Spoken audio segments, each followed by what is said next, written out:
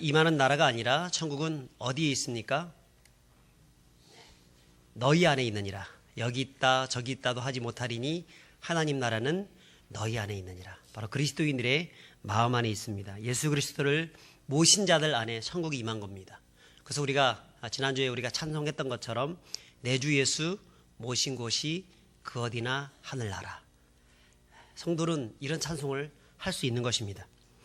자, 그러므로 진짜 예수 믿는 사람은 이 세상에 물질을 많이 쌓고 이 세상의 명예 권세를 누리는 것에는 그다지 관심이 없습니다.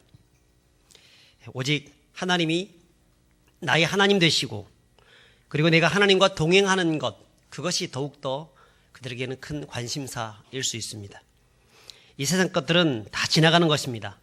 그 지나가는 헛된 것에 마음 쓰고 목매어서 그렇게 살아가는 것이 아니라 하늘의 영원한 것, 그것을 붙잡고 그것을 의지하기 위해서, 그것을 내 안에 채우기 위해서 오늘도 살아간다는 것입니다. 그런 사람들이 심령이 가난한 사람이고 그런 사람들에게 천국이 임하는 것입니다. 자, 그런데 그렇게 하나님 나라를 사모하면서 살아가는 성도들에게 공통적으로 나타나는 마음이 있는데요. 그 마음이 무엇이냐면 애통하는 마음입니다. 우리가 사모하는 이 하나님 나라 천국은 너무나 아름답고 좋은 나라입니다. 누구나 가고 싶은 나라입니다. 눈물이 없는 나라, 근심이 없는 나라, 슬픔과 절망이 없는 나라입니다. 그런데 우리가 살고 있는 지금 이 현 세상은 어떻습니까? 하나님 나라와는 정반대로 근심이 있습니다. 절망이 있습니다. 눈물이 있습니다. 아픔이 있습니다. 고통이 있습니다. 또 죄가 있습니다. 그러니까 우리의 현실이 그렇게 녹록지 않는다는 것입니다. 그래서 이런 현실을 살아가고 있는 우리 성도들의 삶이 애통이 있을 수밖에 없는 것입니다. 뿐 아니라 믿지 않는 자들의 마음속에 그런 더러운 죄악들로 인해서 또 그들에게 복음을 증거하여서 그 죄악에서 돌아오기를 원했지만 돌아오지 않는 그 모습들 때문에 마음이 애통하기도 하고 또 언젠가 저 죄로 말미암아서 이 세상이 영원히 멸망하게 될 것이라는 사실을 알기 때문에 또 그것 때문에 또 마음에 애통함이 있습니다. 여러분 어떠십니까? 우리가 세상을 바라볼 때 답답한 마음이 드시지 않습니까? 자식들이 예수 믿지 않고 저렇게 다니는 그 모습들을 보면서 어떤 마음이 드십니까? 내 이웃, 내 사랑하는 형제, 내 일가 친척들이 예수님을 믿지 않고 지금 헛된 방황의 길을 가지고 살아가는 모습들을 보면서 우리에게는 어떤 마음이 있습니까? 만약에 우리 안에 그들을 바라볼 때의 안타까운 마음, 애통하는 마음들이 있다고 하면 우리는 어떤 사람이냐면 심령이 가난한 사람이고 우리는 하나님의 선택받은 하나님의 백성들이라고 할 수 있습니다. 그래서 오늘 성경은 그런 성도들을 향해서 이렇게 말씀합니다. 심령이 애통하는 자는 복이 있나니 너희가 위로를 받을 것이다. 우리 같이 4절 같이 읽겠습니다. 시작. 애통하는 자는 복이 있나니 저희가 위로를 받을 것이요. 여러분 여기서 이 애통이란 단어는 헬라어로 펜테오라고 합니다. 문자 그대로 보게 되면 슬퍼하다, 슬퍼하면서 고통해야 하다라는 뜻을 가지고 있습니다. 그런데 이 단어는 단순히 어떤 슬픔만을 의미하는 것이 아니라 아주 정말 고통스러운 처절한 고통을 얘기합니다. 처절한 아픔을 얘기합니다. 너무너무 극심한 고통 때문에 통곡하는 상태를 말을 합니다. 예를 들어서 내 사랑하는 남편이 굉장히 젊었을 때 일찍 이 세상을 떠났다고 쳤을 때 물론 젊었을 때가 아니라 연세가 들어도 남편이 나보다 먼저 세상을 떠나게 되면 슬프죠. 어떤 자신의 사랑하는 사람이 떠나가게 되었을 때 그때 굉장히 큰 극심한 고통을 당하게 됩니다. 더 나아가서 나보다 우리 자식들이 먼저 이 세상을 떠나게 되었을 때 얼마나 큰 고통이 있겠습니까? 그뿐 아니라 이 어린 자식들만 남겨놓고 부모님이 어느 날 갑자기 무슨 사고가 나가지고 이 세상을 떠나가게 되었을 때 그 어린 아이가 당하는 고통은 굉장히 클 뿐 아니라 그 주변에서 그 가정을 바라볼 때에도 큰 고통이 있습니다. 그 애절함이 있습니다. 참 안타까움이 있습니다. 여러분 이때 표현되는 이 단어가 판테오란 단어입니다. 펜테오. 이게 바로 애통하다. 자, 그렇다고 볼 때 어떻습니까? 오늘 이 말씀이 우리에게는 굉장히 이율배반적인 말씀으로 들리기도 합니다.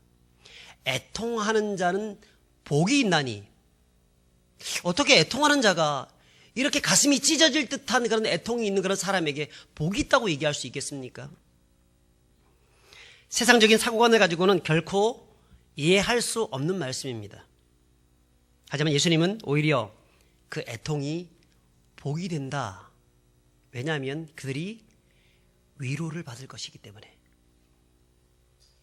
위로를 받을 것이기 때문에 복이 된다고 얘기합니다. 여러분, 세상에 수많은 어떤 것 가지고 이런 고통을 당한 그 가정에 위로가 될 수 있겠습니까? 자기 부모를 떠나보낸 그 자녀들에게 위로가 될 수 있겠습니까? 남편과 아내를 떠나보낸 그 부부, 그 아내에게 남편에게 위로가 될 수 있겠습니까? 그런데 예수님은 그들에게 위로가 있다라고 말씀합니다. 그러면 여러분, 여기서 이 위로는 어떤 위로일까요? 이 위로라고 사용되어진 이 헬라어 단어가 파라칼레오란 단어입니다. 파라칼레오는 신적 수동태입니다. 보통 한국어에는 없는 수동태 있는데 이 헬라어나 히브리어에는 신적 수동태가 있습니다. 이것은 사람에게 쓰는 단어가 아니라 하나님에게 쓰는 단어입니다. 다시 말해서 하나님으로부터 오는 신적인 위로가 있다는 겁니다. 파라칼레오라고 하는 이 단어를 구분을 해보면, 파라는 부르다는 뜻입니다. 칼레오, 이거는 무엇 곁에서라는 뜻입니다. 그러니까 무엇 곁에서 곁에 부르다라는 뜻입니다. 신적 수동태니까 누구에게 불렀다는 얘기입니까? 하나님에게로 불러내었다는 얘기입니다. 위로는 무엇이냐면 하나님에게로 불러내는 것이 위로입니다. 여러분, 자녀들이 어떤 큰 고통을 당하고 있을 때 그 고통을 가만 놔두는 그런 부모가 없겠죠. 도대체 제가 뭐 때문에 저렇게 울고 있는지, 무엇 때문에 고통해하고 있는지, 아파하고 있는지 부모님이 궁금하지 않습니까? 그리고 어떻게 내가 도와줄 수 있는지 알고 싶지 않습니까? 그래서 자식을 불러내는 겁니다. 우리 어디서 만나자. 오늘 저녁에 우리 같이 식사 한번 하자. 그렇게 하는 것이죠. 불러내어서 그 얘기를 다 듣고 난 다음에 부모의 입장에서 충분히 조언도 해주고 갈 길을 조명도 해주고, 그리고 도와줄 수 있으면 최선을 다해서 지원하고 도와주는 겁니다.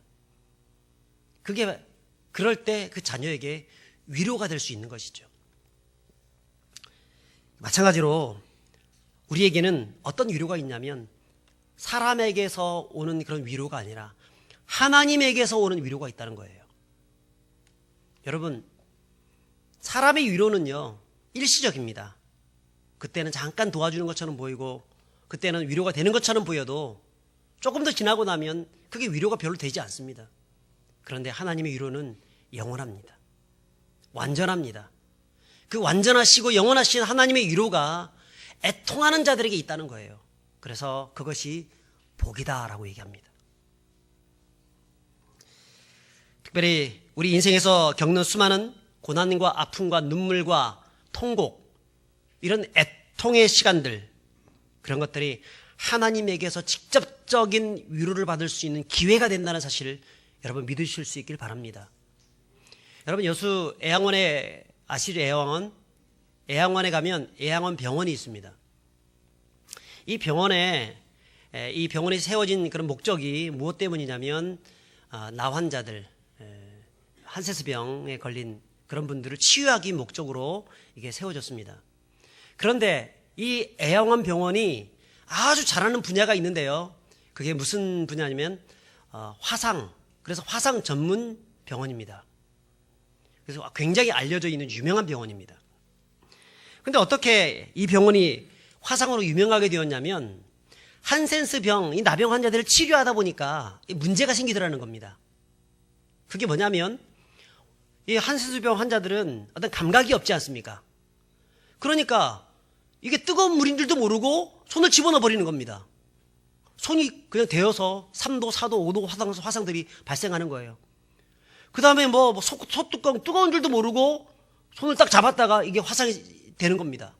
그렇게 하다가 이게 방치해 두었더니 나중에는 이것이 굉장히 문제가 되기 시작하면서 나중에는 고름이 생기고 터지고 결국은 손을 그냥 발을 수족을 잘라내야만 하는 그런 상태까지 이르게 되었다는 거예요. 그래서 어떻게 하면 이들을 도울 수 있을까 하다가 화상에 대해서 연구하고 그렇게 하면서 전문 병원이 될 수 있었다는 거예요. 여러분, 제가 왜 이런 말씀을 하고 있냐면, 고통을 느끼지 못하면 한센스병 환자들처럼 심각한 지경에 빠지게 되고, 심지어는 그것 때문에 사지를 절단하고 나중에는 죽는 일까지 벌어지게 된다는 겁니다. 그러므로 하나님은 우리에게 이 고통이라는 것을 주신 겁니다. 그래서 고통은 한편으로 보면 선물이라고 볼 수 있습니다. 우리 고통을 통하여서 우리의 영혼에 관심을 갖게 되고, 이로 말미암아서 하나님께 나아가서 하나님을 찾을 수 있는 기회를 만들 수 있다는 것입니다. 그래서 고난은 축복의 통로가 되는 것입니다. 내가 아픔을 느끼고 또 그것 때문에 애통할 수 있다는 것은요, 역설적으로 하나님의 은혜를 받을 수 있는 기회가 되었다고 볼 수 있습니다. 하지만 세상은 어떻습니까? 고통은 나쁜 거라고 생각합니다. 그렇게 가르칩니다. 울면 안 된다고 가르칩니다. 우는 것은 약한 자들의 모습이라고 가르칩니다. 울면 복이 떠난다고 얘기합니다. 웃으면 복이 오지만 울면은 복이 떠나니까 웃어라. 그래서 우리 서점가에 가게 되면 책들 쭉 보게 되면 어떤 책들이 많아요? 유머집들이 많습니다. 유머집. 어떻게 웃을 것인가? 어떻게 웃길 것인가? 그래서 웃기는 사람, 웃는 사람, 이런 사람들이 잘 된다는 그런 이야기들을 많이 합니다.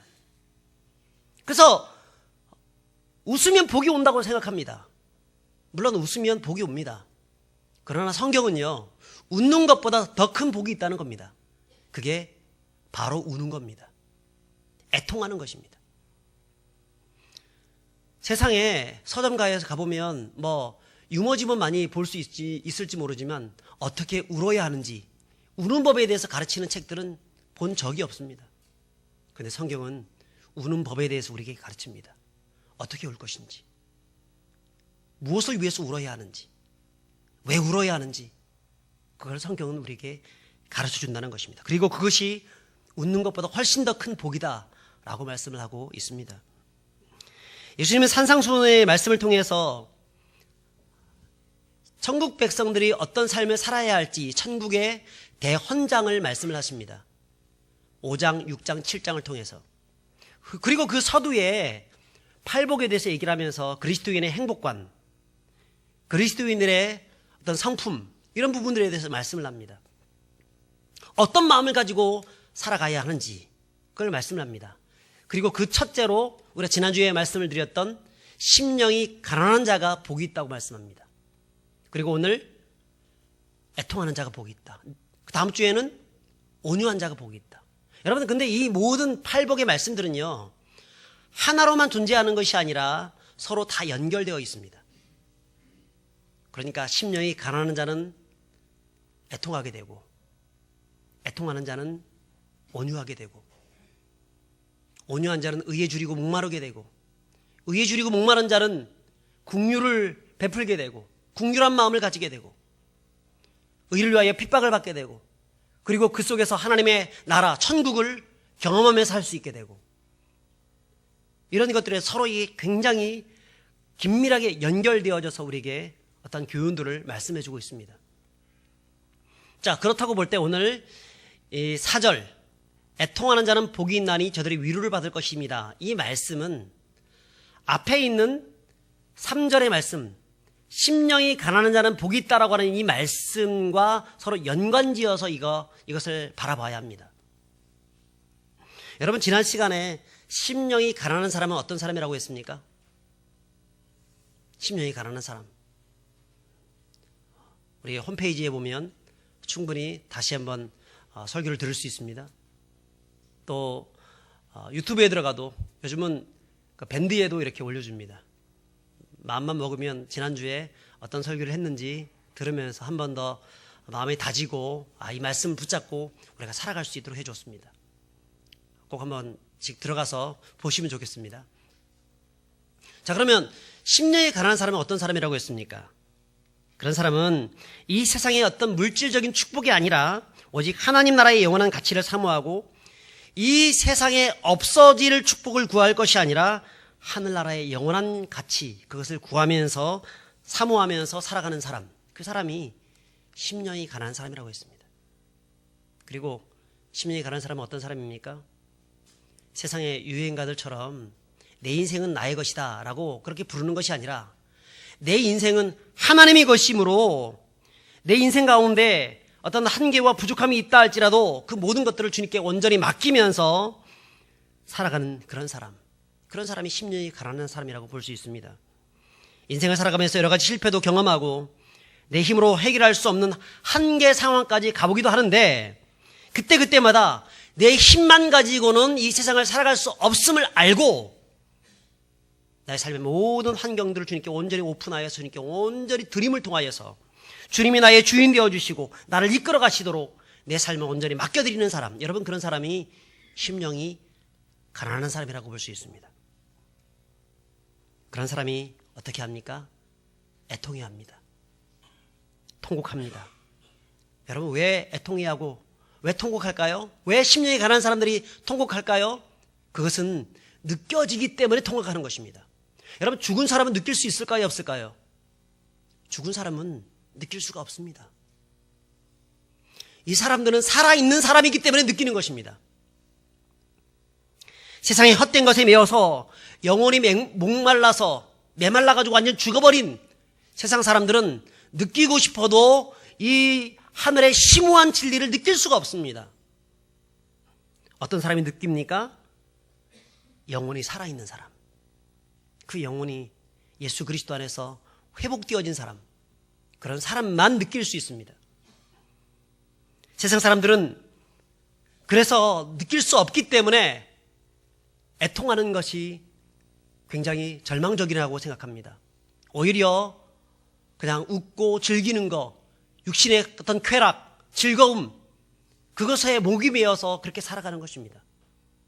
그러나 진짜는요, 마음에 내 심령에 있는 그 하나님의 마음, 또 세상의 여러 가지들을 바라보면서 느껴지는 그런 마음들을 느끼면서 애통해 할 줄 아는 마음.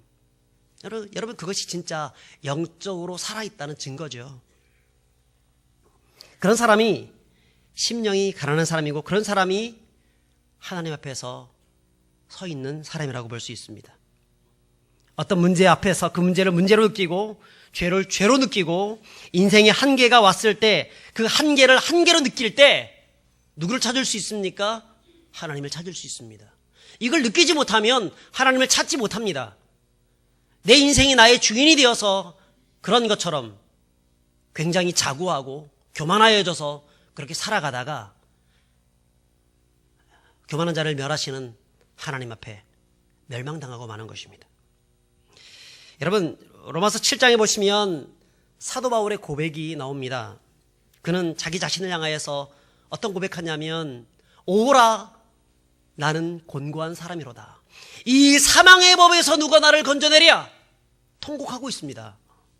아파하고 있습니다. 뭔가 내가 이 죄와 함께 한번 열심히 대차게 싸워서 이겨보려고 했지만 잘 안 된다는 것입니다. 내 속에 있는 법은 하나님의 법을 즐거워하지만 내 육신의 법, 이 죄의 법이, 세상 법이 자꾸 나를 죄악 아래로 끌고 가는 것을 내가 보는도다. 내가 원하는 바 선은 행치 아니하고 원치 않는 바 악은 행한다고 그런 고백을 합니다. 그러므로 그는 하나님 앞에서 오호라 나는 곤고한 자다. 이 사망의 몸에서 누가 나를 건져내랴. 그러면서 그가 끄집어냈던 진리가 무엇이냐면 우리 주 예수 그리스도께 감사하노라. 주님을 발견한 것입니다. 애통해 하다가 누구를 발견했습니까? 주님을 발견한 것입니다.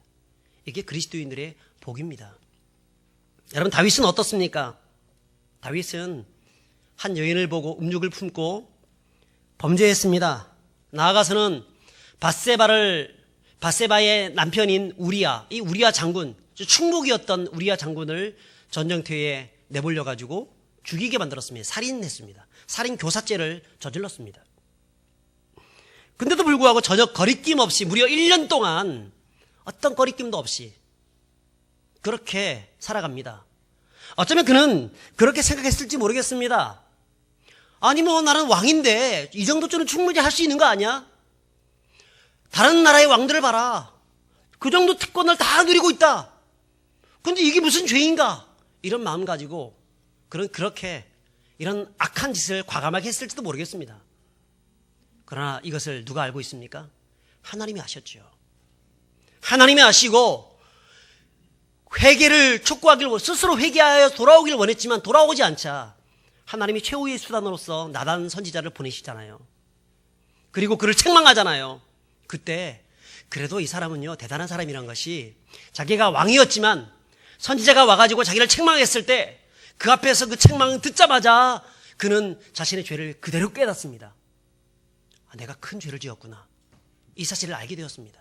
그리고 납작하게 엎드려서 하나님께 처절하게 회개의 고백들을 합니다. 오라 통제로다.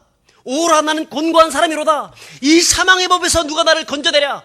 그렇게 고백했던 사도 바울의 그 고백처럼 그는 하나님 앞에 서서 눈물을 흘리면서 침상을 눈물로 적시면서 그는 기도합니다. 그게 시편 51편의 말씀인데요. 제가 몇 절만 읽어보도록 하겠습니다. 하나님이여 주의 인자를 따라 내게 은혜를 베푸시며 주의 많은 긍휼을 따라 내 죄악을 지워주소서. 나의 죄악을 맑게 씻기시며 나의 죄를 깨끗이 제하소서. 물은 나는 내 죄가를 나오니 내 죄가 항상 내 앞에 있나이다. 하나님이여 내 속에 정한 마음을 창조하시고 내 안에 정직한 영을 새롭게 하소서. 나를 주 앞에서 쫓아내지 마시며 주의 성령을 내게서 거두지 마소서. 얼마나 처절한 울부짖음입니까? 그는 대성통곡하면서 하나님 나는 죄인입니다. 그동안 내가 하나님을 섬겨왔던 그 세월이 언제인데 이렇게 작은 문제, 그의 입장에서 봤을 때는 이 문제 작은 문제라고 생각했을지 모르겠습니다. 수많은 하나님을 섬겨왔던 그 수많은 그 세월들 앞에서 봤을 때 지금 이 문제, 이 문제 앞에서 내가 쓰러지고 넘어진 모습들을 보면서 그는 굉장히 아파하고 고통해하고 있다는 것입니다. 그리고 하나님 앞에서 정말로 처절하게 이 죄의 문제를 가지고 회개하고 있는 것을 봅니다. 여러분, 베드로는 어떻습니까? 베드로, 예수님의 수제자 베드로, 예수님이 잡히시던 날 밤에 예수님께서 제자들을 모아놓고 오늘 밤 너희가 나를 떠날 것이다 얘기하니까 베드로가 뭐라고 하죠? 내가 주와 함께 죽을지언정 내가 결코 주님을 떠나지 않겠습니다 라고 얘기합니다. 그는 자신감이 있었습니다.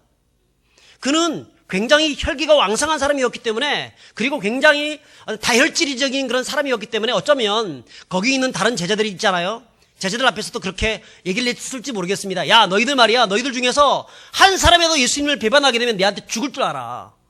끝나는 거야 너희들. 조심해, 알았어? 이렇게 했을지도 모르겠습니다. 그만큼 그가 자신감이 있었습니다. 그런데 로마 병사들이 예수님을 딱 잡으러 오자 어떻게 합니까? 다 버리고 도망가 버립니다. 죽음의 문제 앞에서 굉장히 두려움에 떨던 겁쟁이가 되어서 자기가 그 전에 했던 말, 무슨 말을 했는지도 잊어버린 채 그는 도망가 버립니다. 근데 약간의 일말의 그 양심이라도 남아있는지 모르겠지만 예수님이 잡혀가고 있는 그 뒤에 혼자 뒤에서 숨어서 절절절절 쫓아갑니다. 혹시나 어떻게 될까? 그리고 예수님이 고난당하는 그 가야바 법정에서 예수님이 신문을 당하고 있을 때 그 앞에서 모닥불을 쬐면서 웅크려가지고 그 신문 당하는 예수님을 바라보고 있습니다. 얼마나 참 째째하고 얼마나 옹졸하고 얼마나 겁이 많은 그 모습입니까? 말은 청산유수처럼 되게 잘하는데 실제로 그의 삶은 어쩌면 신앙은 굉장히 좋은 것처럼 얘기하고 있는데 어쩌면 진짜 신앙은 아무것도 없는 두려움에 빠져있는 겁쟁이 베드로의 모습을 볼 수 있습니다. 그 옆에 산 어린 아이 한 명이 내가 너를 보았다. 너도 예수의 한 패지. 너 갈릴리 사람이 아니냐? 너 예수님의 제자가 아니냐? 이렇게 얘기했을 때 그는 굳고 부인하면서 예수님을 저주까지 하면서 거기에 있었습니다. 그때 닭이 울었습니다. 여러분, 닭이 딱 울자 그가 생각이 납니다. 닭이 딱 2번 울기 시작하니까 예수님께서 하신 말씀, 네가 그렇게 호언장담하고 있지만 너는 나를 부인할 것이다. 닭이 2번 울기 전에 네가 나를 3번 부인할 것이다. 그 얘기 딱 들으니까 자기 마음에 철렁 내려앉는 겁니다. 가슴이 메어져 오는 겁니다. 나는 정말 아무것도 아닌 그런 사람이었구나, 이런 생각이 드는 겁니다. 그리고 혼자 나가서 펑펑 웁니다. 하나님, 나는 이거밖에 안 되는 존재입니다. 나는 절대로 예수님을 배반하지 않으려고 했는데 그것은 나의 의지였을 뿐이고 나는 이 모든 것들을 이겨낼 수 없는 그런 나약하고 부족한 존재였습니다. 그는 어쩔 수 없는 연약한 인간임을 고백하면서 처절하게 방성대곡하며 울고 있습니다. 여러분, 인생에 한계에 부딪혀보지 않는 사람은 진짜 인생을 모릅니다. 모든 것이 잘 나가고 항상 성공만 하는 사람들, 한 번도 실패해본 것을 경험해본 적이 없는 그런 사람들, 인생을 모릅니다. 아파할 줄 알고 힘들어할 줄 알고 문제에 직면해보기도 하고 온실 속의 화초가 아니라 세상에 나가서 들어있는 그 들꽃들처럼 수많은 환난과 핍박과 무슨 수많은 폭풍을 몰아치는 그 속에서 견뎌본 그런 사람들이 인생의 의미를 알 수 있는 것입니다. 여러분, 그런 사람들이 누구에게로 나오냐면 하나님께로 나오게 됩니다. 아, 나는 아무것도 할 수 없는 존재입니다. 내 한계는 이거밖에 안 되는군요. 그러므로 나는 죄인이기 때문에 주님이 필요합니다라고 고백할 수 있는 것입니다. 실패도 해보고 문제도 겪어보고 세상이 내 뜻대로 되는 것이 아니구나, 이렇게 깨달아지면서 겸손하게 하나님께 엎드릴 수가 있는 것입니다. 그래서 다윗은 시편 51편 17절에 그런 고백을 합니다. 하나님이 구하시는 제사는 상한 심령이라. 하나님이여, 상하고 통회하는 마음을 주께서 멸시하지 아니하리시다. 하나님이 구하시는 제사, 상한 심령이라. 여기서 이 상한 심령을 유진 피터슨 목사님이 메시지 성경에서 깨어진 마음이라고 얘기했습니다. 깨어진 마음, broken heart, 깨어진 마음. 그런데 이것을 우리나라 용어로, 우리식으로 용어로 풀게 되면 어떤 표현이 좋을까 생각해 봤더니 마음의 울분. 여러분, 울분이 있다는 겁니다. 울분. 세상을 살아가면서 여러 가지 어려운 일 당하고 답답한 일 당하고 정말 이상한 사람 만나가지고 사기당하고 억울하고 서러워서 마음이 복받쳐 오를 때 그때 울분이 생기지 않습니까? 세상 왜 이래? 내가 정말 열심히 살아보려고 지금까지 왔는데 왜 세상은 나를 이렇게 뒷받침해 주지 않는 거야? 이런 마음들 때문에 마음에 울분이 생기는 것입니다. 그리고 그 울분을 어떻게 표출할 줄 알지 못해서 답답해하고, 그래서 적극적인 사람들은 그 울분을 표출하기 위해서 어떻게 합니까? 나를 뒤통수 치고 도망간, 나를 등쳐먹고 도망간 저놈, 내가 세상 끝날까지 쫓아다니면서 저놈을 내가 반드시 응징하겠다, 이런 마음을 갖습니다. 고소해보기도 하고 고발해보기도 하고 본때를 보여주겠다고 합니다. 근데 문제는요, 소극적인 사람들이 문제입니다. 가슴에 있는 울분을 혼자 아파하고 힘들어하면서, 그리고 여러 가지 그 아픈 상황들이 계속해서 중첩되다 보니까 나중에는 도저히 그 울분을 참지 못해서 이 억누른 감정이 나중에는 어떻게 되죠? 폭발해버리잖아요. 폭발하게 되면서 세상도 깜짝 놀랄 일, 본인도 깜짝 놀랄 일, 자기도 상상할 수 없는 그런 일들을 저질러버리는 겁니다. 여러분, 최근에 그 카카오 택시 그 문제 때문에 자신의 몸, 자기 차와 함께 참 자해해버린 그 택시 기사의 그 이야기를 많이 들으셨을 것입니다. 참 그것을 보면서 참 여러 가지 생각들을 참 많이 하게 됩니다. 그 모습을 보면서 저분이 얼마나 참 아픔이 있었으면 저랬을까. 저희 아내하고도 그런 얘기를 했습니다. 그분은 어쩌면 그 작은 그 문제 때문에 그 카카오 택시 그것 때문에 울분을 표출해가지고 저렇게 된 것은 아닐 거다. 다른 어떤 문제들이 수많은 문제들이 있었는데 그 문제를 발산할 수 있는 그 아픔들을 발산할 수 있는 그런 통로가 없었는데 이제 이 문제까지 딱 닥치게 되니까 도저히 자기의 힘을 가지고는 이것을 이겨낼 수 없게 되자 이것이 폭발해버린 겁니다. 그리고 분신돼버린 겁니다. 정말 마음이 아팠습니다. 얼마나 마음이 깨어졌으면, 얼마나 울분지정만 많았으면 저렇게 되어질까 하는 생각들이 들었습니다. 여러분, 세상 사람들은요 이런 식으로 자기의 울분을 표출해 보려고 노력을 많이 합니다. 그런데 그리스도인들은 어떻습니까? 그리스도인은 그렇지 않습니다. 여러분, 예수 믿는 사람이라고 왜 울분이 없겠습니까? 믿음 좋은 평생 신앙생활을 했던 권사님이라고 해서 왜 울분이 없겠습니까? 다 있습니다. 근데 그 울분을 세상적인 방법으로 울분을 표출하는 것이 아니라 하나님 앞에서 한다는 것입니다. 믿음의 선배들이 그랬습니다. 성경에 우리 믿음의 조상들이 다 그렇게 했습니다. 하나님 앞에서 울면서 통곡하면서 나아갔습니다. 여러분, 우리 한국교회의 믿음의 선배들만 보더라도 몇십 년 전에 우리 믿음의 선배들만 보더라도 어떻습니까? 우시는 분들이 되게 많았잖아요. 제가 어렸을 때만 하더라도 교회 안에 가면 우시는 권사님들이 참 많았습니다. 기도하다가 찬송 부르다가 우시는 거예요.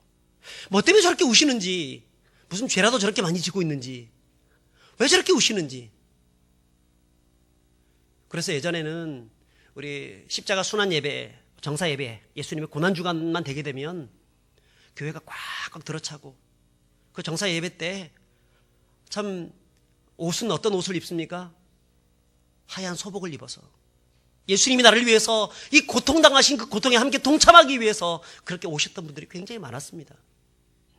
그런데 오늘날은 십자가 순환 예배인지 아니면 무슨 쇼하는 예배인지 삐까번쩍한 옷을 딱 입고 나타나가지고 성찬식 참여하고 그렇게 하는 것을 보면서 정말 이 애통이 사라졌구나 하는 생각들이 참 많이 듭니다. 성찬식만 하더라도 어떻습니까?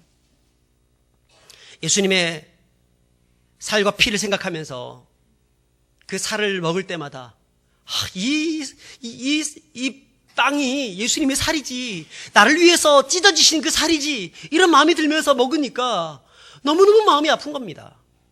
그 피, 그 잔, 포도주 잔을 마실 때마다 예수님이 나를 위해서 흘리신 그 피다라는 생각들을 가지면서 이게 마시니까 너무너무 가슴이 아픈 겁니다. 그리고 똑바로 살아야지, 죄를 멀리해야지, 하나님 앞에서 바로 살아야지, 이런 마음들을 가지게 되는 겁니다. 그런데 오늘날에는 점점 울음이 사라집니다. 눈물이 없습니다. 이게 십자가의 은혜가 있는 빵인지 포도주인지 그것을 분간하지도 못한 채 그냥 형식적으로 참여하고 형식적으로 먹습니다. 여러분, 우리의 믿음의 선배들은요 전부 다 어떤 문제가 생기게 되면 하나님의 교회당에 나와서 하나님, 주님 불쌍히 여겨달라고, 주님 인도해달라고 그렇게 기도했습니다. 통곡하면서 안타까운 심령으로 가슴을 치면서 그렇게 기도했습니다. 그런데 어떻습니까? 우리는 혹시 그런 옛날의 그 기도를 다시 회복시키고 나가야 하는데 내가 메말라 버리지는 않았습니까? 사도 바울은 하나님 앞에서 오라, 나는 곤고한 사람이로다. 이 사망의 법에서 누가 나를 건져내랴. 그리고 예수 그리스도를 찾았습니다. 예수님이 아니면 나를 구원할 수 있는 분이 없습니다. 예수님, 나를 도와주십시오. 베드로는 자신의 한계를 깨달아지고 철저히 통곡하면서 나아갔습니다. 다윗은 자신의 죄가 깨달아지자 침상을 적셔가면서 엉엉 울었습니다.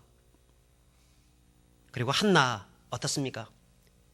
자신의 아들이 없어서 브니나에게 그렇게 서름을 당하고 고난을 당할 때 그 문제를 하나님 앞에 가지고 나가서 애곡하면서 울었습니다. 이처럼 우리 믿음의 백성들은요, 하나님의 성경의 인물들은 전부 다 문제가 있을 때마다 그것을 하나님 앞에 가지고 나가서 우는 사람들이었습니다. 그런데 오늘날 성도들의 모습들을 보게 되면 그 문제를 세상적인 방법으로 표출하려고 노력합니다. 그 울분, 우리 모든 사람들에게 똑같이 가지고 있는 그 울분을 세상적인 방법으로 표출하려고 하고, 저 사람이 나에게 조금 해코지하고 잘못한 일을 했다고 하면 세상에 고발하려고 하고, 한번 싸워보려고 하고, 한번 해보려고 하고, 그래서 교회가 끊임없이 싸움이 끊어지지 않는 것 같습니다. 옛날에 몇십 년 전만 하더라도 한국교회 싸움이 어디 있었습니까? 싸움이 어디 있었어요? 성도들이 정말 사랑 안에서 하나가 되고 섬기고 도와주고. 왜냐하면 그때는요, 문제가 생기기만 하면 사람 앞에 다 달려가가지고 그 사람에게 해코지하고 그 사람에게 울분을 표출하는 것이 아니라, 세상 사람들처럼 하는 것이 아니라, 문제가 생기게 되면 누구한테 갔어요? 하나님께 가지고 나갔습니다. 무릎을 꿇고 나갔습니다. 울었습니다. 기도했습니다. 그랬더니 하나님이 그들의 모든 아픔들, 애통하는 마음들을 아시고 위로해 주시고 치유해 주시고, 그런 관점에서 나를 해코지했던 그 사람을 바라보니까 용서하는 마음이 생기고 사랑해지고, 그러다 보니까 서로 아이고 그냥 내가 잘못했다, 내가 잘못했다, 이렇게 서로 잘못했다고 하다 보니까 용납이 나오고 화기애애하게 되고, 정말 가족처럼 아름다운 공동체로서 설 수 있었던 것입니다. 그런데 오늘날에는 그것이 식어버렸습니다. 왜 그렇습니까? 하나님 앞에 그 문제를 가지고 나가지 않기 때문에 그렇습니다. 교회가 사랑이 없다, 뭐가 없다, 이런 말들을 많이 하죠. 왜 사랑이 없는 걸까요? 왜 정말 섬기지 못하는 걸까요? 그 근본 이유는 자신 안에 있는 그런 문제들을 하나님께 나가지 못하는 기도의 자리가 없기 때문에 그렇습니다. 여러분, 성도는요, 다른 것들은 다 양보할지 몰라도 이거는 양보해서는 안 됩니다. 기도하는 것만은 양보해서는 안 됩니다. 하나님께 내 문제를 가지고 나가겠다고 하는 그런 마음만큼은 양보해서는 안 되는 거예요. 기도해야 되는 겁니다. 울어야 하는 것입니다. 그래야 길이 생기고, 그래야 답이 보이고, 그래야 살 수 있는 것입니다. 그 결과 어떻게 됐습니까? 그렇게 우는 사람들 향하여서 하나님이 어떤 복을 주십니까? 사도 바울이 울었더니 하나님은 그를 위대한 선교사로 세워주셔서 그를 통해서 수많은 교회들이 개척되어지고 많은 영혼들이 주님께로 돌아왔습니다. 베드로가 하나님께 울었더니, 예수님 앞에서 통곡하면서 자신의 한계 상황들을 하나님께 내어놓고 울었더니 정말 예수 그리스도의 용서를 경험하게 되고, 초대교회의 위대한 사도로서 교회를 세우는 중추적인 역할을 감당할 수 있었고, 다윗이 하나님 앞에서 울었더니 하나님이 그를 인류 역사상 가장 위대한 대왕으로 만들어주셔서 내 마음에 합한 사람이라는 이야기를 들을 수 있었고, 한나가 울었더니 하나님께서 그의 그 서러움과 아픔을 아셔서 정말 위대한 사무엘이라고 하는 인류 역사에 위대한 등불처럼 타오르는 그런 아들을 주셨던 것입니다. 여러분, 울어야 삽니다. 사람들 앞에서 우는 거 말고요. 사람들 앞에 가서 아무리 울어보세요. 뭐 돈이 나오는지 뭐가 나오는지 소용이 없습니다. 하나님 앞에 나가야 합니다. 하나님 앞에 나가서 울어야 합니다. 기도해야 합니다. 그때 하나님의 위로가 있습니다. 열왕기하 20장 5절에 보면 이렇게 말씀합니다. 내가 내 기도를 들었고 내 눈물을 보았노라. 내가 너를 낳게 하리니 내가 3일 만에 여호와의 성전에 올라가겠고. 누구에게 한 말씀이냐면 자신의 병의 문제 때문에 하나님 앞에 나가서 눈물을 흘렸던 히스기야에게 했던 말씀입니다. 그 히스기야에게 벽을 앞에 놓고 하나님 앞에서 하나님 나를 불쌍히 여겨달라고 기도했던 그 히스기야에게 내가 너의 기도를 들었다. 내가 너의 눈물을 보았다라고 말씀합니다. 그렇습니다. 우리 하나님은 하나님 앞에 나가서 자신의 울분을 쏟아부어서 기도하는 그 사람들의 기도를 들으시고 눈물을 보십니다. 그리고 응답하십니다. 얼마 전에 어떤 집사님하고 같이 대화를 하다가 참 마음에 굉장히 아픔이 있었습니다. 그 집사님이 자신의 손자 문제 때문에 저에게 기도해달라고 부탁을 하고 같이 기도를 하는데, 참 어린 손자가 참 어려서부터 어떤 병 때문에 이것을 이겨내기 위해서 정말 노력을 많이 했지만, 백방으로 다니면서 이 문제를 해결하기 위해서 노력했지만 그 병의 문제가 해결되지가 않는 거예요. 그것 때문에 가슴에 큰 상처가 있고 아픔이 있었습니다. 그래서 저에게 말을 합니다. 목사님, 기도하면 되겠지요. 근데 기도가 잘 나오지 않습니다. 목사님, 저를 위해서 기도해 주세요. 그러면서 그분이 눈에서 눈물이 툭툭 떨어지시는데 그 속에서 주님의 눈물을 보았습니다. 제 마음에 얼마나 참 애통이 있는지, 주님이 저 눈물을 보시고 저 기도를 들으시고 회복시켜 주시겠구나, 도와주시겠구나. 여러분, 주님이 보십니다. 주님이 아십니다. 사람들 앞에서 내가 이런 일이 있다, 저런 일이 있다 얘기할 필요가 없어요. 하나님께 나아가서 기도하면 됩니다. 하나님이 아시는 겁니다. 그런 자들에게 하늘의 위로를 허락하시는 것입니다. 여러분, 어떤 사람이 복 있는 사람입니까? 자기 한계도 모르고 자기를 믿고 살아가는 사람이 복 있는 사람입니까? 그런 사람은 겉으로 강해 보일지 모르지만 속은 약한 사람입니다. 근데 진짜 강한 사람은요, 하나님 앞에 나가는 사람입니다. 세상 사람들이 바라볼 때에는 약하기 때문에 기도하는 거지 이렇게 보지만, 그렇게 얘기하는 그 사람이 약한 사람입니다. 진짜 강한 사람은요, 자신의 한계, 자신의 죄, 자신의 연약함을 하나님께 인정하고 하나님께 나아가서 전능하신 하나님, 전지하신 하나님, 우리를 사랑하신 하나님, 우리를 위로하시는 하나님께 내 삶의 모든 문제를 내어놓고 통곡하며 자신의 문제, 자신의 죄의 문제 놓고 회개하며 나아가는 그런 사람, 여러분, 그런 사람이 진짜 강한 사람입니다. 사랑하는 여러분, 지금은 기도의 계절입니다. 연초가 되었습니다. 이제 올해를 이제 기도로서 시작해야 합니다. 내일부터는 특별 새벽 기도를 시작합니다. 여호와 나의 목자, 시편 23편 말씀을 가지고 같이 말씀을 나눌 겁니다. 하루에 한 절씩 6절을 가지고 그 주옥 같은 말씀, 내가 사망의 음침한 골짜기로 다닐지라도 해를 두려워하지 아니할 것은 주께서 나와 함께 하심이라. 주의 지팡이와 주의 막대기가 나를 안위하시나이다.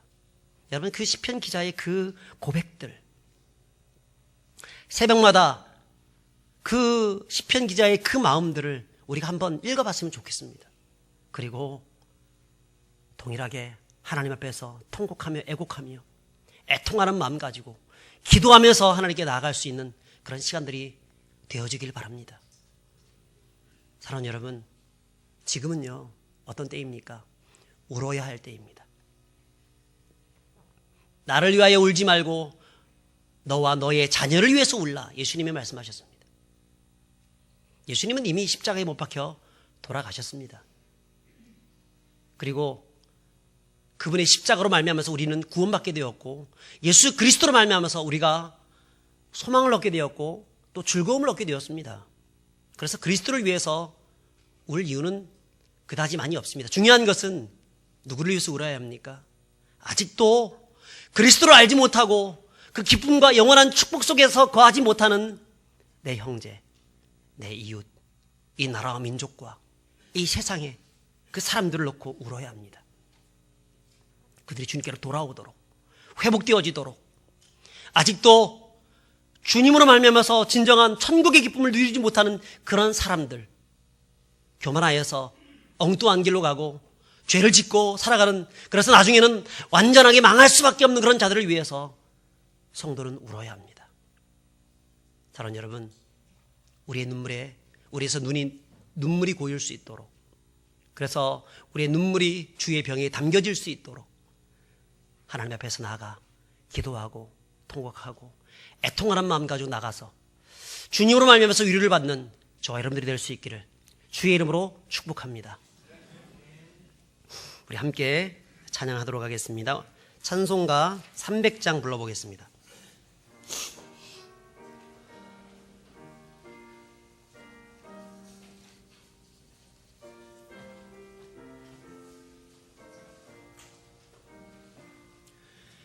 내 마음이 낙심되며 근심에 눌릴 때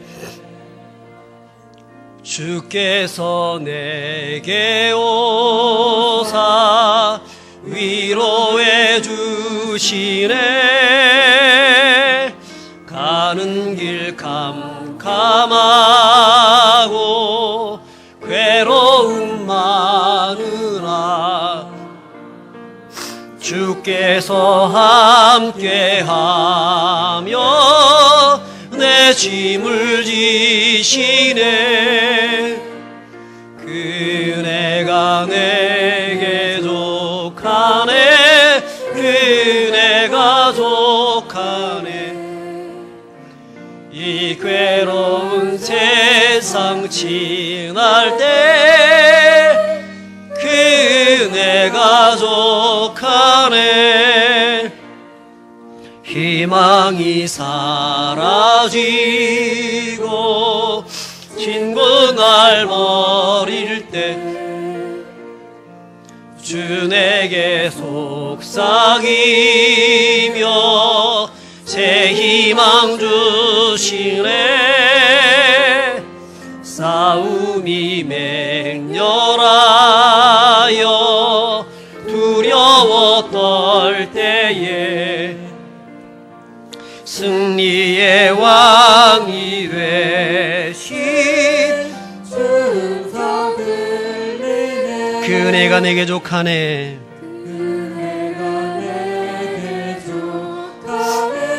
그네가 족하네. 이 괴로운 세상 지날 때 그네가 족하네. 번민이 가득 차고 눈물이 흐를 때 주 나의 곁에 오사 위로해 주시네. 환난이 닥쳐와서 어려움 당할 때 주님의 능력 입어 원수를 이기네. 그네가 내게 족하네. 그네가 족하네. 이 괴로운 세상 지날 때 그네가 족하네. 우리 시간 같이 한번 기도하길 원합니다. 여러분, 삶 가운데에서 수많은 낙심과 어려움과 아픔과 참 고통이 있습니까? 울분이 있습니까? 그 울분을 어떻게 표출하고 있습니까?